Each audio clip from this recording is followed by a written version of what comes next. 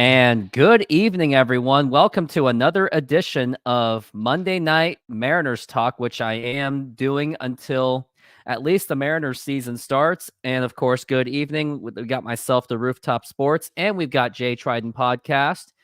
Lots have happened once again where you see this seems to be the season where Jerry DiPoto and Justin Hollander make these surprising moves. And they made another surprising move once again. And before we even get into any of this, hit that like button, subscribe, and hit that notification bell. And also use my promo code Rooftop Sports on SeatGeek.com. And also Trident Podcast. Type in your promo code as well so you can get your revenue as well. Since SeatGeek has also what? Technically, I'm not officially set up yet, so I have to still fill out some applications, but I do appreciate the shout out on it. Well, it's got to happen. I mean, unless you fumble or throw the interception at the 1 yard line like at Super Bowl 49, I think you should be more than okay. True. But yes, so what we're gonna talk about today is, well, actually, before we go over that, Trident, how are you doing today? How have you been last week? Because we just talked about some trade for Polanco, and then there's another trade that's happening. Still have unsigned free agents, and it's getting close to spring training. Yeah, it's crazy how many legit names. It's not just little names. I mean, Cody Bellinger, Matt Chapman, Blake Snell. I'm sure Jorge Soler. There are still some legitimate names on the market, but we kind of, and I'm doing well, by the way, I appreciate it. I think we even talked about it a little bit last week. I think a lot of those names are out there. I think they want this big money, and I think teams are hesitant, maybe not with Snell as much, but Soler, Definitely Bellinger, Chapman. I think teams are just, I'm the same way. I get it. I mean, Bellinger, it's not really much of a surprise because Bellinger he's had his history back in 2021 and 2022, where it looked like he was going to be out of the league real quickly. And then he has that crazy year in Chicago. And now on top of Scott Boras being his agent, there seems to be hesitation to take the risk on the likes of a Cody Bellinger. Would you give that big money? Would you take on those years of Cody Bellinger? And things that we're going to go over for this show specifically, because we are going to be capped to 30 minutes in courtesy of Trident because he's got plans. We're going to talk about the trade with Gregory. It was for Gregory. Man, how do I not know his name? I should know his name by now. Didn't make a video. So Gregory Santos. I should know that by now. Well, guy from Dominican Republic. So maybe him and Julio Rodriguez could be that connection thing, where that trade was to pretty much replace Justin Topa, if not hopefully better. And other things we're going to talk about is this really weird offseason, because it was just a couple months ago we were thinking, what in the world the Mariners doing? Are we going to go for Shohei Ohtani? That didn't happen. And now it turned into the screw John Stanton revolution. And now Jerry DiPoto and Justin Hollander, they do a really good job, just as much as Kevin Martinez marketing the team, to somehow keep us interested in the team. What are these guys doing? I don't know. So we're going to go over the weird offseason that they've had.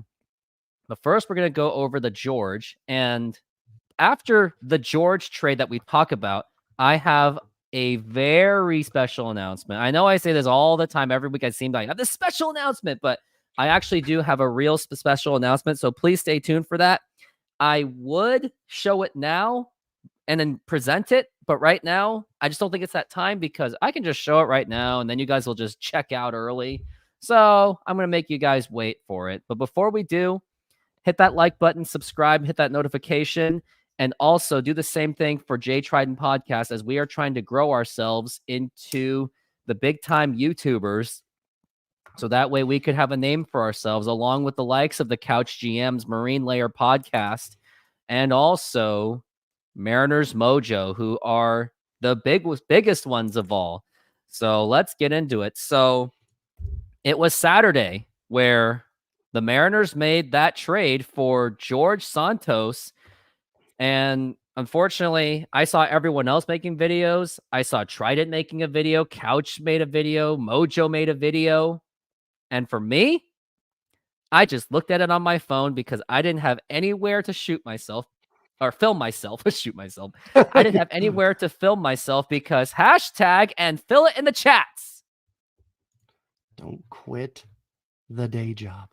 Yes, do not quit the day job. So that's what it was. So that's why I couldn't even fart a video out, just like what Trident does. So that's great. So we are going to talk about it.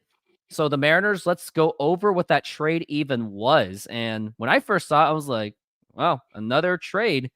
Well, as soon as I get into the transactional part, we will get into it. So, oh, they haven't even, it's not even on the baseball statistic yet. But all I know is the Mariners made that. I'm saying this all the time. This is not a good day. Okay, if you have it on you, just tell me what that trade was. It was Gregory Santos for Prelander, Baroa, Zach DeLoach, and then the 69th pick or 68th, I'm not sure, in the upcoming 69th. draft. It was the 69th, 69th. pick. Okay.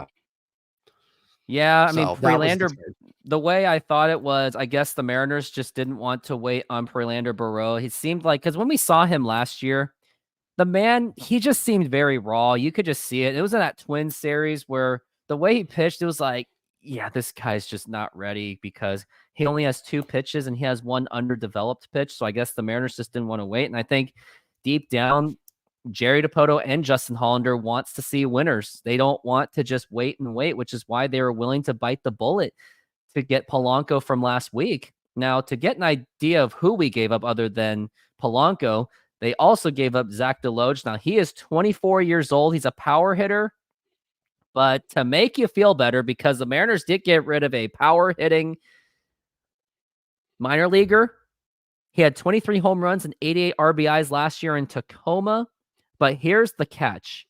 173 strikeouts. And he did that in just 138 games. Imagine if he played a 150 game season, easily a 200, basically possibly another Teoscar, especially if he's striking out that much in the minor leagues and in AAA. And typically when you see a prospect in the AAA, they're possibly just MLB rejects, unfortunately, or they're just rehabbing. So you're either one of those two guys. Now, Gregory Santos, when I looked at his baseball savant, Gregory Santos has a slider that he uses quite a bit, and also a fastball that goes up to 99 miles an hour, and a changeup that he does use quite sparingly. So he's going to be a fastball / slider. He's going to be a part of that, I guess, that big 3 that everyone else is hyping him out to be, where he will be with Matt Brash, Andres Munoz, and Gregory Santos. Any thoughts on that trade for yourself, Jay Trident Podcast? Yeah, I honestly, the more I've kind of come away from it, the further we've gotten away from it, the more I actually like it. Santos is under club control if you want him till 2029. I look at Prelander Baroa and I'm like, best case scenario for Prelander would be to be Santos. And that's not even like, oh, I think he can become that. That would be like the 100th percentile outcomes for Prelander Baroa. The odds of him becoming as good as Santos are slim. So you've already gotten better. And it's not like Santos is only under contract for 1 year where it's like, well, you're giving up 5 years of a guy for 1. Anything can happen, but I'll take Santos over Baroa. DeLoach is kind of interesting, but like you pointed out, the strikeouts, I don't see DeLoach being more than like at best a 100 WRC plus guy. He may hit a little bit in Chicago because it's a hitter's park, but I don't see him being much more than a platoon outfielder, platoon DH. We didn't have to give any of the major prospects in the draft pick.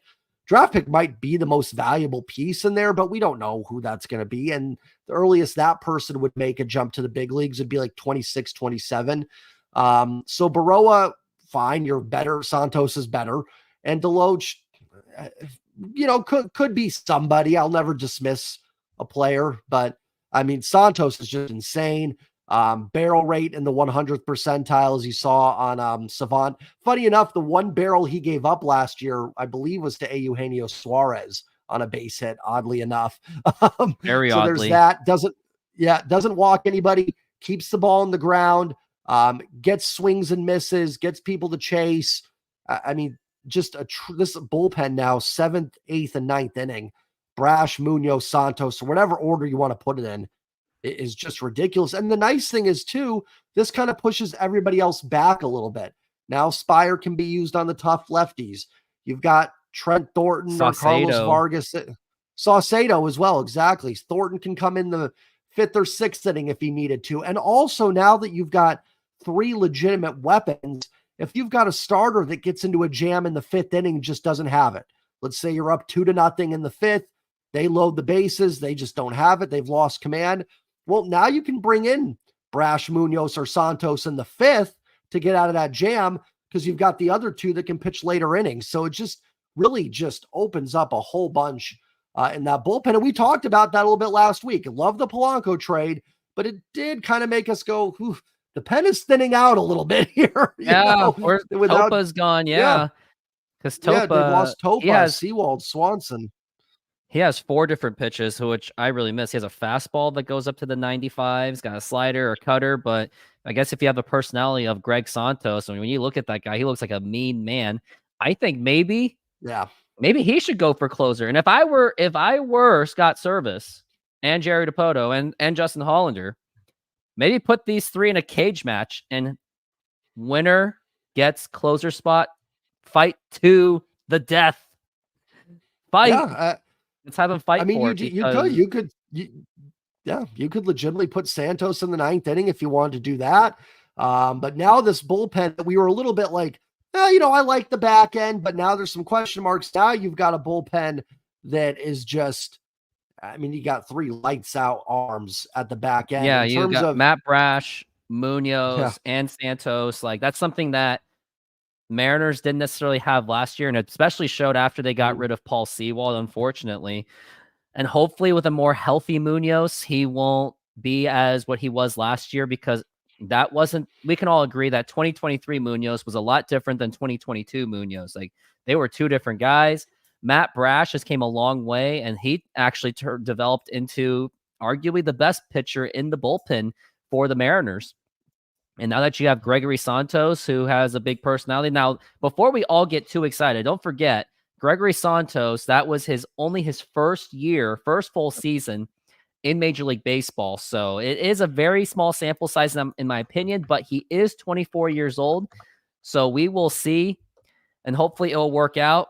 I just want Scott to just choose the right closer, and I would say leave out Munoz. He's more of a setup and mid relief guy. Brash or Gregory Santos, I think, should be the ones to fight it out. As much as Munoz has that crazy fastball, his splitter was just not there last season, and it really showed because of those injuries. But even without the injuries, in a clutch factor, I would put in Matt Brash or Gregory Santos for the closer, and let's for that. And also, don't forget whoever Jerry DiPoto and Justin Hollander, whoever they pick up from the streets, they at least one of them turns out into something. Like, let's not forget Paul Sewald and Kendall Graveman. At one point, they were just jokester pickups. They're like, who are those guys? Oh, look at their numbers. Oh, they're a bunch of jokes. They're going to amount to nothing. And look what they turned into. If only the Mariners flipped them a little bit better. And one other thing I'll add too that I love about Santos, and really all the main relievers in Mariners bullpen, Santos gave up 2 home runs last year. So you've now got Munoz, Brash, and Santos. None of them give up home runs. Of course, I say that they're all going to give up. They're each going to give up a home run opening day. I'm going to go right back to this video. You know what? It'll be a great clip. So make sure to remember this when that happens. But okay, I'm going to mark it at 14:31. They're both going to give up 3 home runs each opening day. but you know what I mean? It's just these are guys that you in order to beat them, and I'm with you on Munoz. Last year wasn't quite as good. Still a good pitcher, but not 2022 good. And you're right on Santos too. That was his first full season in the bigs. Relievers are volatile. I say it all the time. You never know year to year. But if you can get these guys at what they were last year, I mean, they're not giving up home runs. They're striking guys out. Santos doesn't walk anybody. I mean, he gets the ball on the ground. I don't know if I said that or not, but it's hard. If you're going to beat him, you're going to have to paper cut him to death.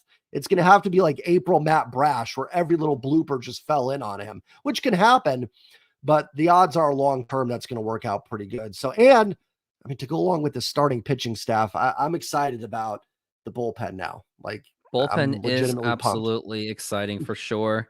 And I'm looking at the numbers between the pitchers and the bullpen. Munoz only gave up a total of 2 home runs. Now, granted, he was only in Oh, 52 appearances compared to Matt Brash's 78. And in Matt Brash's 78 appearances, he only gave up 3 home runs. And the pitcher who did it worse were these two guys, Paul Sewald, who gave up 5 home runs in 45 games, and Gabe Spire gave up 7 in 69 games. And I guess now we know why we got rid of Paul Sewald. I guess because that they were scared of those home run numbers. And unfortunately, as much as I love Paul Sewald, he's a great guy. He was really fun to listen to when he was calling out the Mariners ownership. He did give up that home run against Texas Rangers in the World Series. That was Paul Sewald, unfortunately. So yeah, I think with Paul, he's just a guy that he doesn't come at you at 100. And I love Paul Sewald to death. So he's going to be more susceptible. Same with Spire. They're kind of fly ball guys that don't throw super hard, so their location's more important. What's nice with Santos, Brash, and Munoz is, and I'm not knocking, I love Gabe Spire, love Paul Sewald, so I'm not knocking them at all. But what makes these guys so special is they can be a little bit off their game, and they can still get, even like Munoz, second half of last year, he did not look the same as 2022. But not even and close. despite a couple hiccups, like he still got through it pretty much because his stuff is so good that it still allowed him to get outs and be a productive reliever. Not 2022 level, but still good enough because, like I said, with him, Brash, and and now Santos. Santos, their stuff is so electric that they can be off a little bit and they can be fine. Sewald was a guy that, if he wasn't hitting the corners, the home runs, he was susceptible a little bit to them and stuff. So that's not a knock on Paul. Now you've got 3 guys that are just bringing the heat, They lights out, don't and give those up home sliders. runs, but they 7 just gotta find a combined way with the 3 of to them. they just gotta find a way to prevent the bloopers. That's what they just gotta prevent. Yeah, and those just sometimes they fall in, sometimes they don't. If give up weak contact, and over the course of a year, you'll be fine. Like Brash struggled with that in April and May. It just kind of worked itself out because eventually those bloopers are going to hang up there and people are going to catch them, or it is what it is. So I'm excited. I am excited too, and it takes me a long time to say it because I am the biggest hater in the Mariners bullpen. Like, I'm not gonna lie, I always am super critical, and I do blame it on the fact that Mariners have historically have had terrible bullpens going back to the 90s. So maybe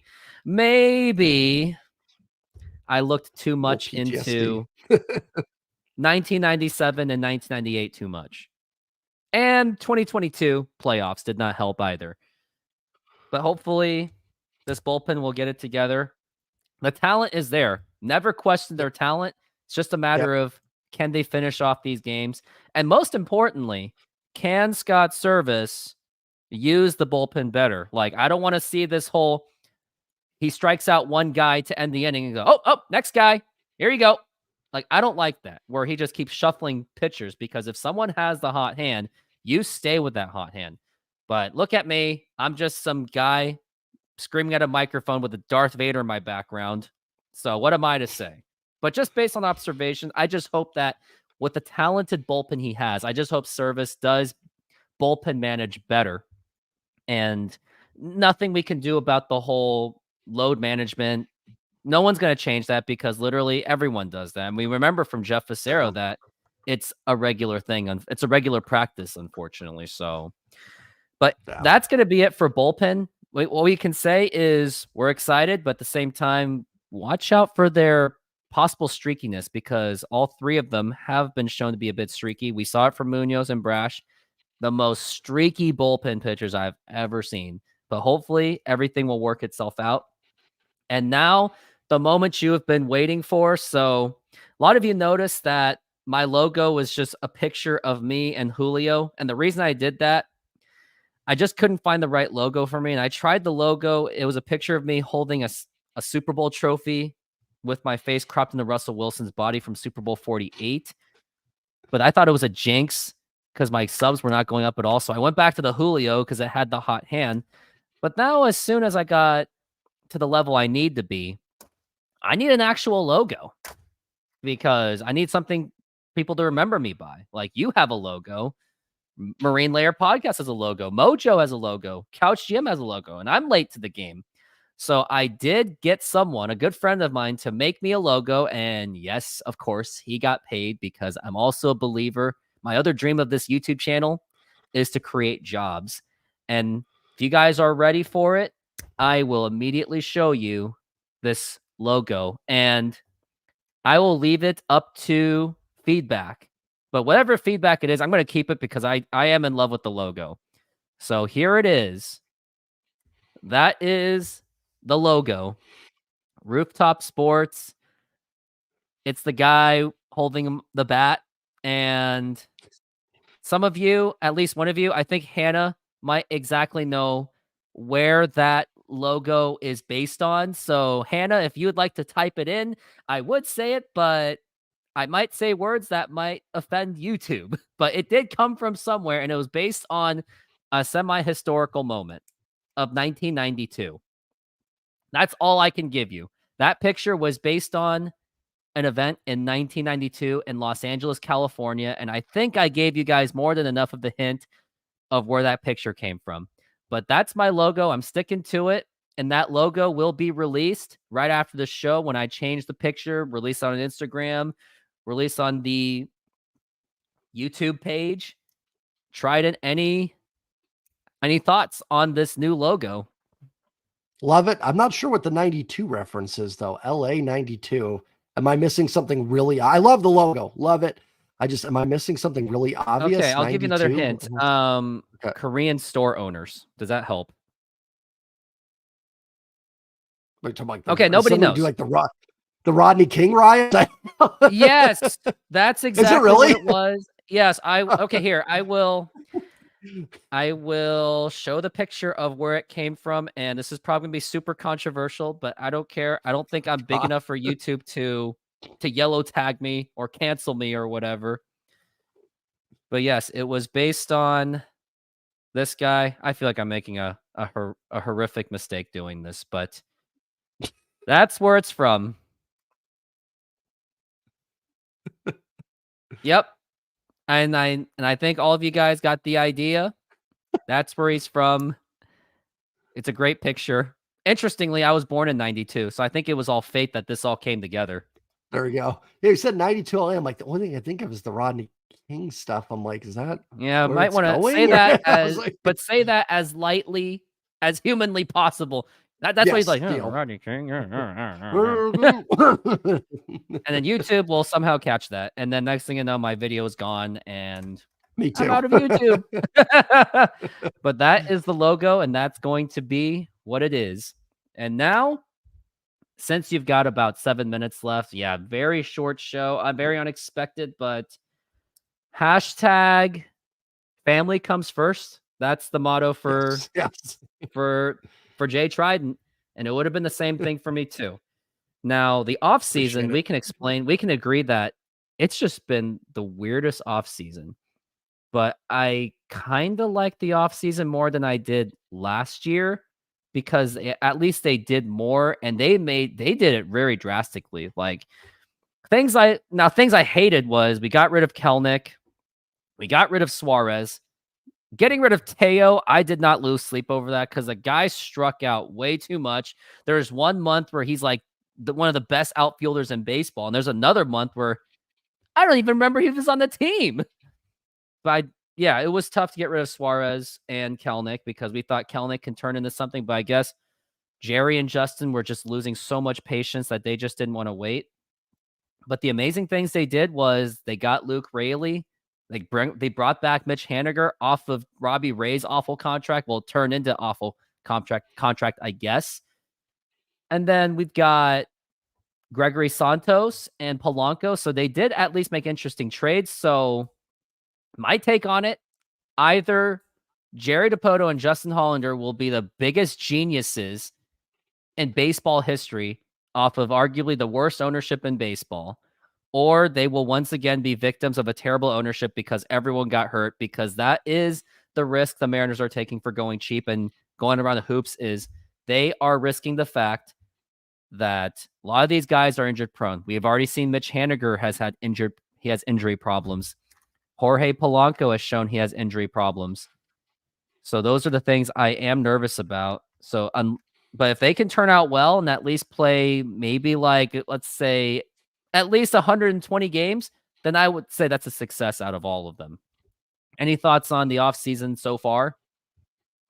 Yeah, honestly, like, factoring in the ownership probably making payroll cuts and stuff, I'd almost be tempted, dare I say, to give it close to an A. I think it's a B just because they did have to make some salary dump moves that, I'm with you.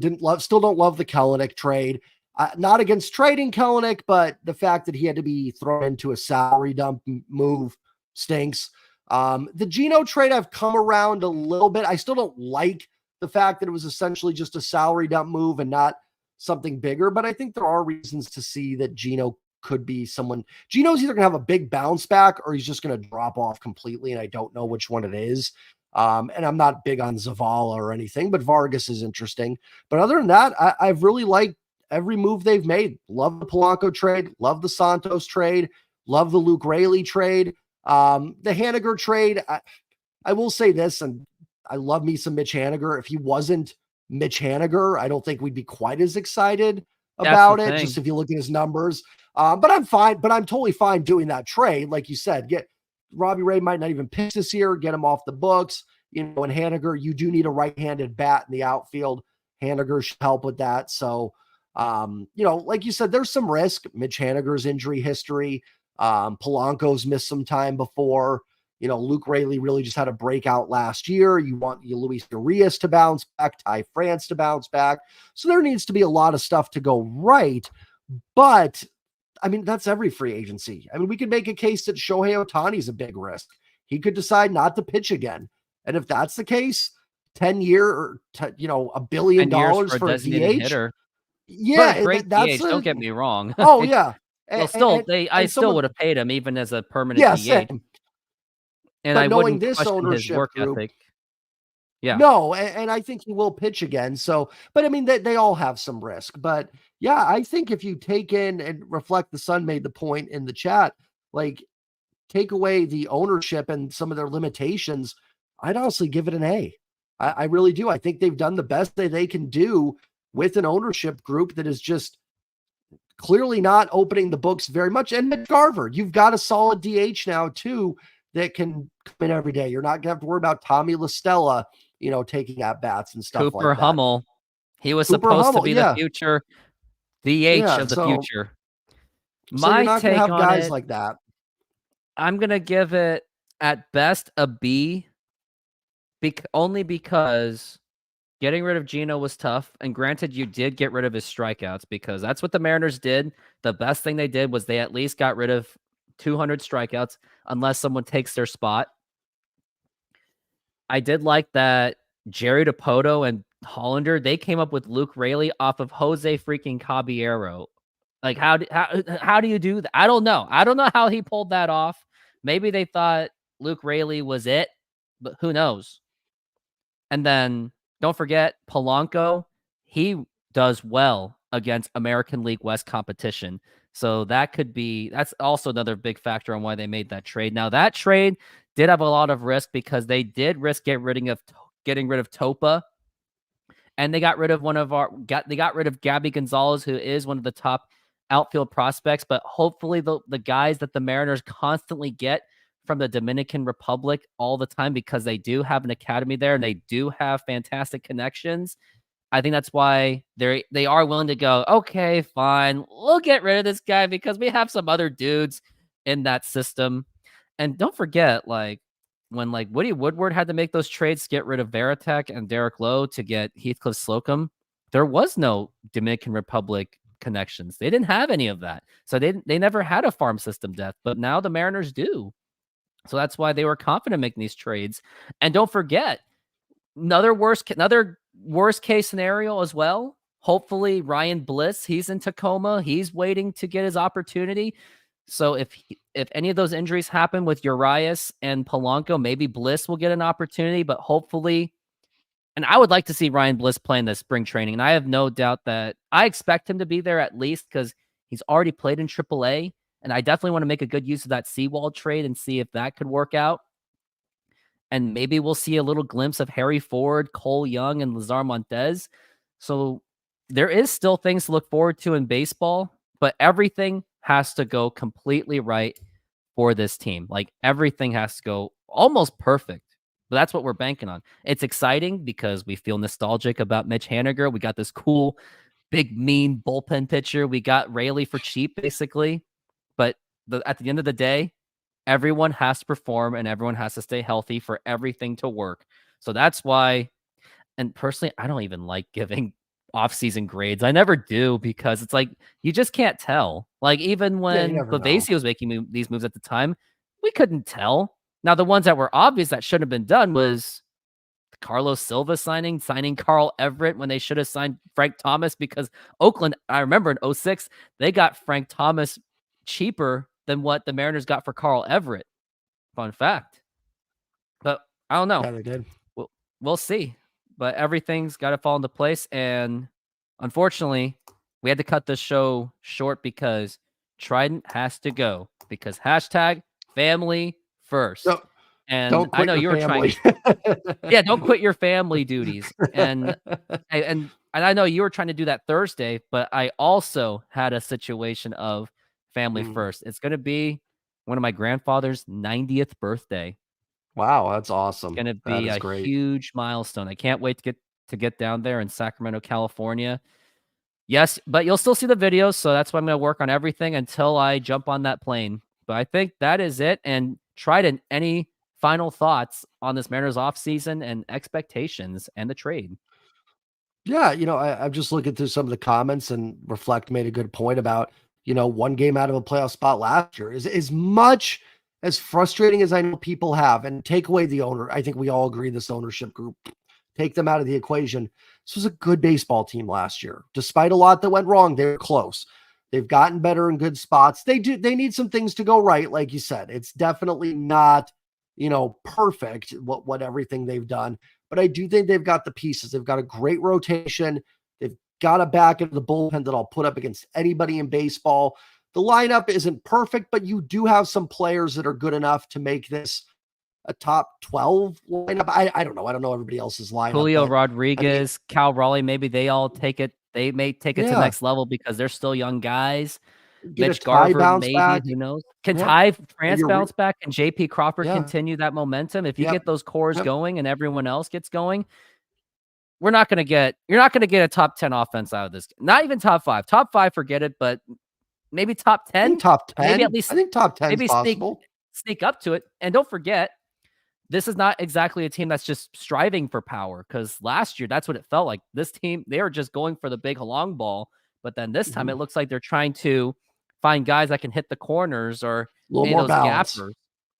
More Yep. A balanced little more team, balance. Yep. hopefully more walks, less strikeouts. Because I remember when we were doing those shows, we're like, here's the 0-2 pitch, and he's going to strike out anyway, isn't it? Yep, he struck out. That's exactly how it Well, felt. When I saw Gino and Teo on 2 strikes, I was like, yep, nothing's going to happen. We're done. well, those some of those extra inning games we point to where they had bases loaded, nobody out, and like Teo and Gino were not terrible last year or anything, but like they would strike out in those situations. Like now you've got a couple more players that maybe you get the ball put in play in those situations. You win a couple of those games, and 2 more wins might have meant they win the division last year. And Texas did. Well, no, Houston actually won the division, but you never know. And if you win a division, like you can win a World Series. It's you're there. We If you talked make about it to the 22. playoffs, it's even Yeah. anyone's game because look what happened last year. All the top seeders just flamed out, and some fans were blaming it on the format, and I'm like, yeah, they were blaming everything. I was like, no, you guys just stunk, and you got overly cocky. And I don't want to dive into because I didn't get going, but we've talked about the 22 Mariners. Me and you have both said, had they beaten Houston, they didn't, but they were close in all 3 games. I think they would have won the World Series. I think they would have beaten the Yankees and the Phillies. I have no way to prove that, but I think they were better than both teams. And I think you could make a legitimate case this team could have won the World Series. I mean, that just goes to Yeah. show you, so, but yeah, Well, we'll let's go. see. Ready for And baseball. yeah, well, hopefully everything works out. Now, before we all go, couple things coming up. I got 2 live shows coming up tomorrow at 7 a.m. Pacific Standard Time. I will be covering South Korea and their soccer/football team, whatever you want to call it. They are going to play against the Middle East, Jordan, in the Asian Cup semifinals. And I'll be talking to Love to See It YouTube channel, another YouTube channel that is grinding its way, starting where I started last year. We will also have a show, and we have a lot to talk about, so you don't want to miss that one. Trident, any odds you can show up to that? Sorry, who's that with? When is that? You Love to See It. He's the one that coordinated your Yeah, if absolutely. you'd Just like let me to. know and I'll come on. Absolutely. Yeah, Or for if you want to sure. do it, whatever. But Yep. that's Yep. going to be it. Thank you very much for being on this very quick show. Thank you very much, Trident. Thank you very much to the fans. Anytime. And Thanks for having me. everyone, Love you guys. good night.